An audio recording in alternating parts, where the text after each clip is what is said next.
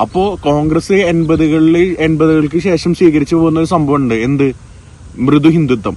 ആ മൃദു ഹിന്ദുത്വം ഇങ്ങനെ കൂടി വന്നിട്ട് അവസാനം ഇപ്പൊ എന്താന്ന് വെച്ചാൽ കോൺഗ്രസിന് വലിയൊരു ട്രാപ്പിലെത്തിക്കുകയാണ്.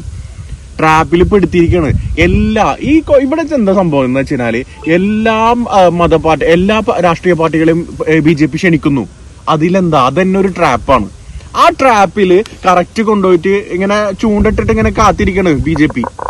ഇപ്പൊ കൊളുത്ത് എന്ന് പറഞ്ഞിട്ട് അങ്ങനെ വന്നോണ്ട് കൊളുത്തും. ആ കൊളുത്തി കഴിഞ്ഞിട്ട് എന്നിട്ട് കോൺഗ്രസ് കൊണ്ട് പോയി കൊളുത്താണ്. അതിനൊക്കെ കൊളുത്താൻ വേണ്ടിയിട്ട് ഈ കമൽനാഥും പ്രിയങ്ക ഗാന്ധി ഒക്കെ റെഡി ആയിട്ട് നിൽക്കുകയാണ്.